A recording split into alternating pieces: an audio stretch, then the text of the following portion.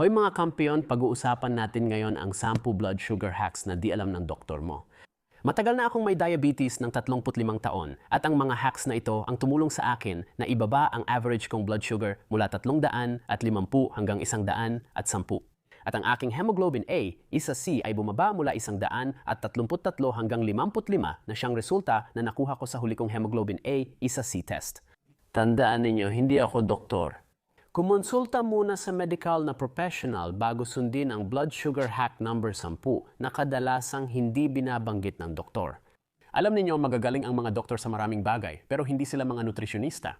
Maaaring hindi nila lubos na nauunawaan kung paano naaapektuhan ng iba't ibang pagkain hindi lang ang inyong blood sugar, kundi pati na rin ang inyong insulin sensitivity.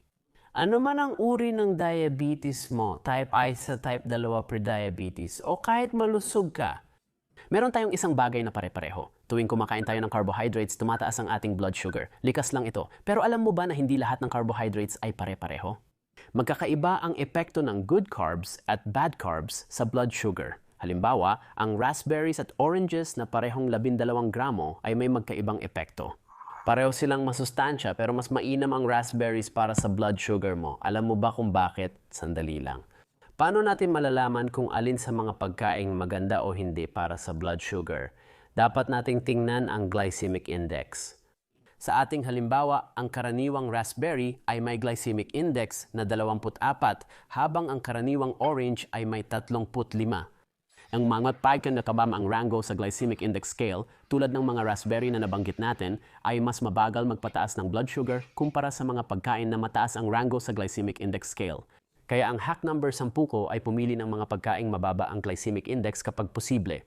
Huwag ninyo akong intindihin ng mali. Hindi ko sinasabing masama ang dalandan o hindi na dapat kainin. Mas marami pang mas masamang pagkain kaysa dalandan.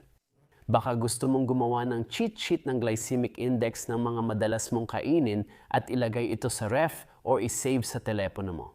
Ang ganitong klase ng cheat sheet ay maaring makatulong sa iyo na pumili ng mas magagandang carbohydrates na may mas mababang glycemic index sa susunod na kakain ka ng merienda o mamimili sa grocery. Kung mahilig ka sa pagkaing mataas ang glycemic index tulad ng patatas, pasta o tinapay, huwag mag-alala. May ilang mga advanced na paraan na maaari mong gawin para makakain ka pa rin ng mga iyon nang hindi agad tumataas ang iyong blood sugar. Tatalakayin ko ang mga advanced na paraan mamaya, kaya manatili ka. Narito rin ang isa pang blood sugar hack na baka hindi sinabi ng iyong doktor. Nakakatulong din ito labanan ang biglang pagtaas ng blood sugar pagkatapos kumain at laban sa insulin resistance. Sa patuloy mong paggawa nito, magiging mas sensitibo ang katawan mo sa insulin, kaya mas kaunti na lang ang kakailanganin mo. Sa huli, gumagana talaga ito para sa lahat ngayon. Malaking bahagi ang pagkain mo sa kung gaano ka kasensitibo sa insulin at muli, pagdating sa insulin sensitivity.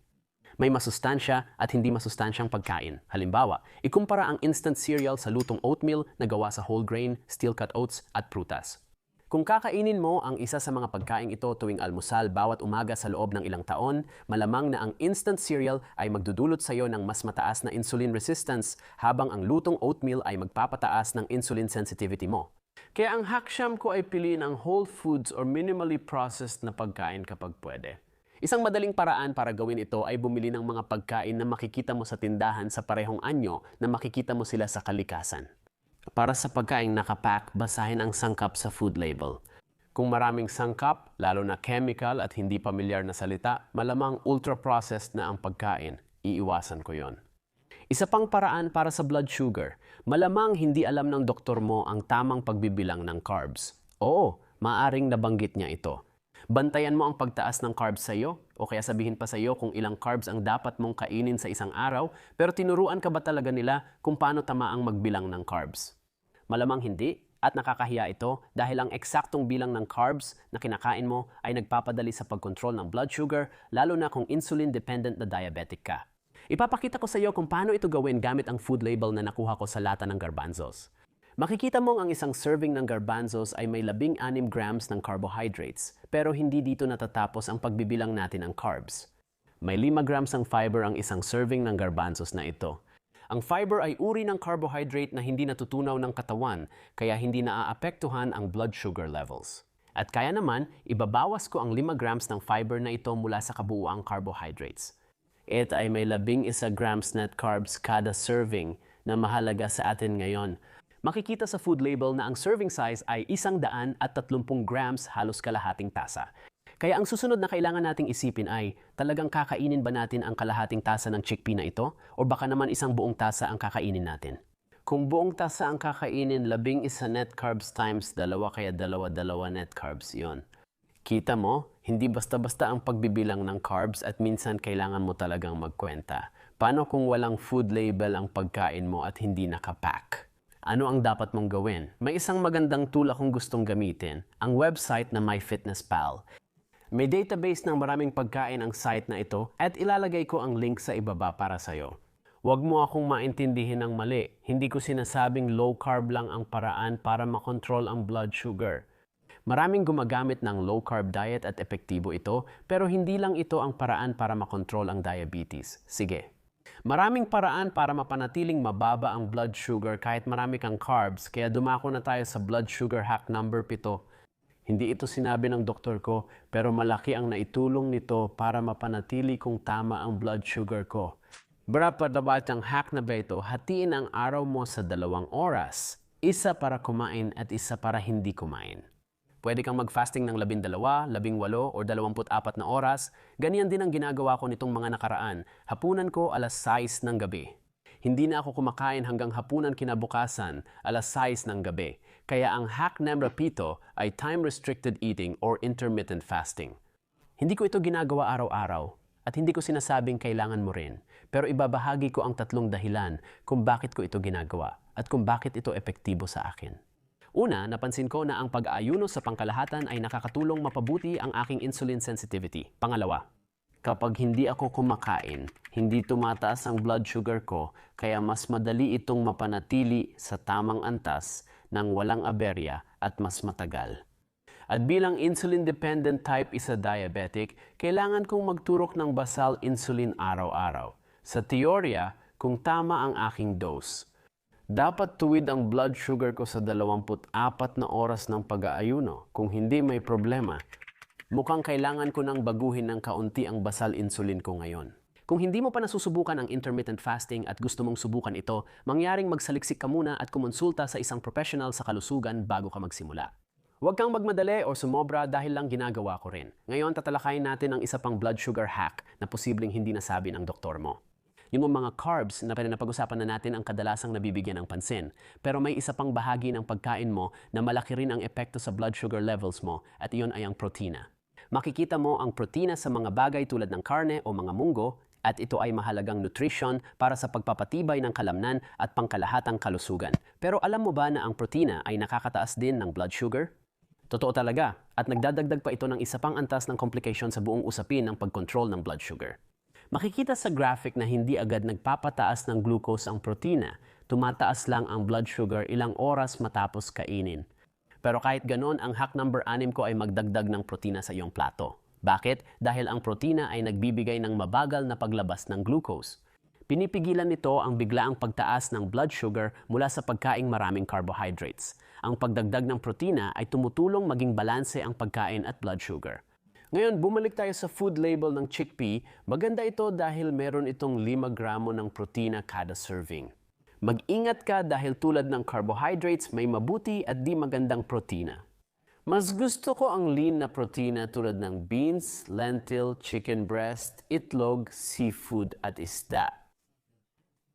Ngayon, matapos sabihin ang lahat ng ito, kailangan nating maging maingat sa delayed na pagtaas ng blood sugar na dulot ng protina, lalo na kung ikaw ay insulin-dependent na diabetic.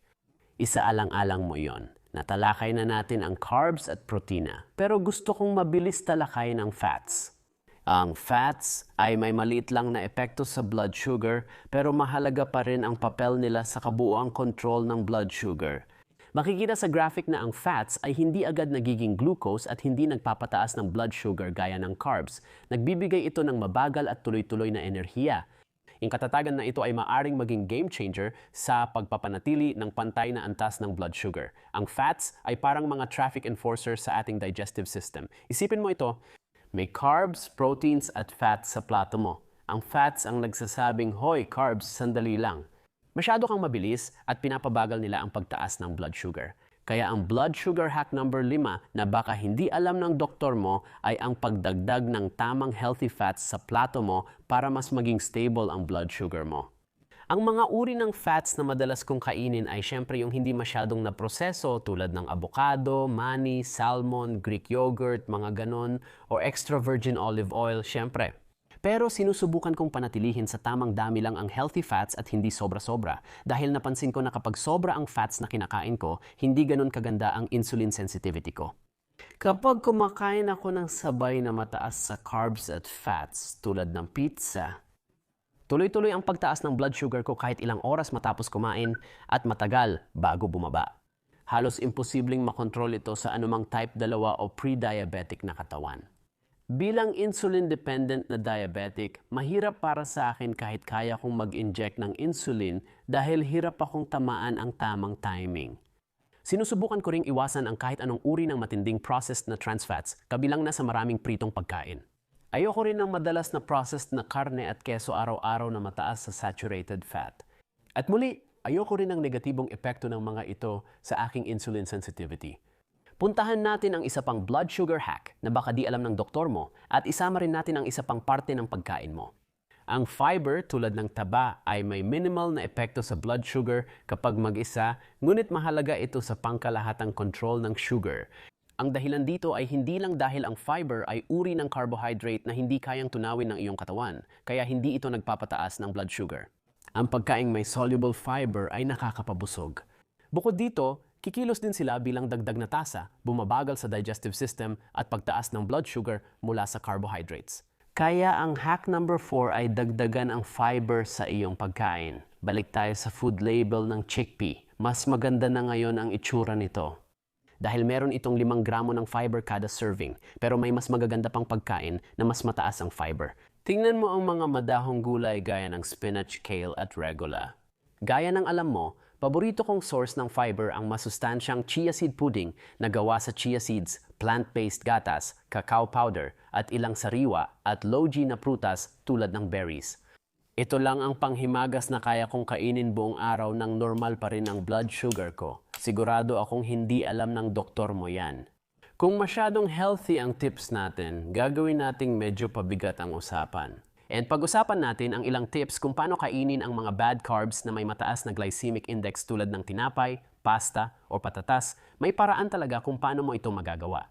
Bago tayo magpatuloy, gusto kong sabihin na may Patreon community ako. Kung sasali ka, pwede tayong mag one-on-one at may access ka sa bonus content. Sumasagot ako sa tanong ng mga patron ko at masaya akong ibahagi ang lahat ng karanasan at natutunan ko sa 35 taon kong may diabetes. Limitado lang ang slots, mga 10 na lang ang natitira ngayon, kaya huwag kang mag-atubiling sumali habang pwede pa. Narito ang bonus tips kung paano kumain ng pagkaing mataas ang glycemic index. Simulan natin sa tinapay. May pag-aaral na nagpapatunay na nababawasan ang pagtaas ng blood sugar mula sa puting tinapay kapag ito ay pino-freeze at tinitoast. Ang pag-toast ay nakabawas ng 25% sa blood sugar pagkatapos kumain. Ang pag-freeze at pag-defrost ay 31% at ang pag-freeze na sinundan ng pag-toast ay 39%. Sinubukan ko ito at mukhang gumagana nga. Mas kaunti ang pagtaas ng blood sugar ko kapag ini-freeze at tinatoast ko muna ang tinapay bago kainin, kaya approve sa akin. Ngayon may isa pang napatunayang paraan para sa pasta, patatas, or kanin, mga pagkaing kilalang mataas ang glycemic index. Sa pagluluto ng mga pagkaing ito, siguraduhing al dente lang, palamigin at ilagay sa ref. Napakahalaga ng hakbang na ito dahil ang pagpapalamig ay nagdudulot ng resistant starch na parang fiber at nagpapabagal sa pagtunaw ng carbs. Nasubukan ko na rin at mukhang maayos itong gumagana. Kahit pinainit ko ulit ang pasta at patatas, nakita ko pa rin ang pagbabago sa aking blood sugar pagkatapos kumain. Ngayon, reality check. Dahil ba alam mo na ang hack na ito, dapat ka nang kumain ng puting tinapay o puting kanin? Hindi naman. Kapag namimili ako ng pangunahing pagkain, lagi kong inuuna ang whole grain na tinapay, pasta o kanin. Alam ko na mas mataas ang fiber nito at mas mabuti para sa blood sugar kahit mag-isa lang. Sa totoo lang, kung masyado ka ng komportable at iniisip mo ng kainin ang mga pagkaing mataas ang glycemic index, siguradong hindi ka magiging komportable sa susunod na tip na ito. At muli, Baka sinabi na ng doktor mo na kailangan mong mag-ehersisyo ng regular, pero sinabi ba talaga nila kung anong klaseng ehersisyo ang dapat mong gawin at kung bakit? Mahalaga ang ehersisyo dahil kapag nagwo-workout ka, kailangan ng kalamnan mo ng enerhiya at mabilis itong nauubos kaya kailangan pa nila ng dagdag. At ang susunod na gagawin ng katawan mo ay kukuha ito ng glucose mula sa iyong dugo, kaya bababa ang iyong blood sugar. Pinakamabilis na paraan para bumaba ang blood glucose ay gamitin ang mas maraming kalamnan. Ang pagtakbo, paglangoy, o paglalakad ay mahusay dito at masisiguro kung walang gamot na kasing bilis magpababa ng blood sugar gaya ng buong body na ehersisyo. Malakas ang epekto ng ehersisyo dahil napapabuti nito ang insulin sensitivity, kaya mas nagiging epektibo ang paggamit ng katawan sa insulin sa paglipas ng panahon. Hindi mahalaga kung insulin ay galing sa lapay o ini-inject. Hindi gumagana para sa akin ang sobrang intense na ehersisyo, gaya ng mabilis na sprint o pagbubuhat ng mabibigat na weights. Kapag ginagawa ko ito, naglalabas ang katawan ko ng stress hormones tulad ng adrenaline at glucose mula sa atay, kaya tumataas ang blood sugar ko. Malamang hindi yan gusto ng karamihan kaya mag-ingat kayo. Kailangan ko ring bantayan na hindi masyadong bumaba blood sugar ko tuwing nag-ehersisyo. At maing mangyari ito kapag may aktibong insulin pa ako sa katawan habang nag-ehersisyo na itinurok ko kanina. Kapag kinokontrata ko ang mga kalamnan ko, mas mabilis mapunta sa dugo ang insulin sa katawan ko at pwedeng magdulot ng hypoglycemia. Kaya iniiwasan kong mag-ehersisyo ilang oras matapos magturok ng insulin bago kumain. Sinuspinde ko rin ang basal insulin sa pump ko 1 oras bago ako mag-ehersisyo. Dagdag pa, ang pagkakaroon ng glucose tablets tuwing mag-ehersisyo ka kung ikaw ay insulin-dependent diabetic ay laging magandang ideya. Para sa akin, kailangan talaga ito. Punta naman tayo sa isa pang blood sugar hack na malamang hindi alam ng doktor mo at ito ay maaring tunog kabaligtaran ng intermittent fasting. At sa isang banda, ganun nga. Sinusubukan kong bigyan ka ng pagpipilian dahil alam kong iba tayo at hinahayaan kitang pumili kung alin ang gusto mong subukan. Kung ayaw mo subukan ang alinman dito, ayos lang. Blood sugar hack number 2, kumain ng mas maliliit na bahagi. Huwag mo akong intindihin ng mali, hindi ko sinasabi yan dahil iniisip kong kailangan mong magbawas ng timbang. Ang punto ko, kapag mas marami kang kinain, mas mataas ang tsansang magkamali sa pagtantiya ng carbohydrates. Kung ikaw ay insulin-dependent na diabetic tulad ko, ang doses ng insulin ay direktang nakadepende sa dami ng carbohydrates. Kapag kumain ka ng malaking pagkain at nagkamali ka ng malaki sa pagkalkula ng carbohydrates, malaki rin ang posibilidad na tumaas ng husto ang blood sugar mo.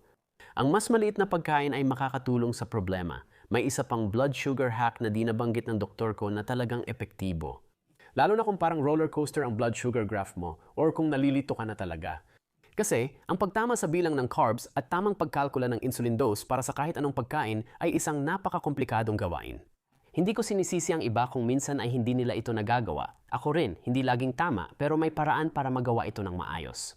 Magagandang pagkakataon matutunan ang epekto ng iba't ibang pagkain sa blood sugar ay ang pagkain ng simpleng pagkain na 1 o 2 bagay lang ang laman.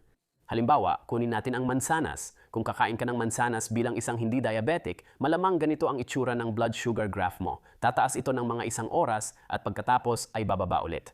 Bilang insulin-dependent diabetic, kailangan mong mag-inject ng insulin tuwing kakain, kaya nakakatulong ang simpleng pagkain gaya ng mansanas. Para malaman mo kung ano ang tamang dose ng insulin para sa isang mansanas na iyon at kung kailan ang tamang oras ng pag-inject ng insulin para sa mansanas na iyon.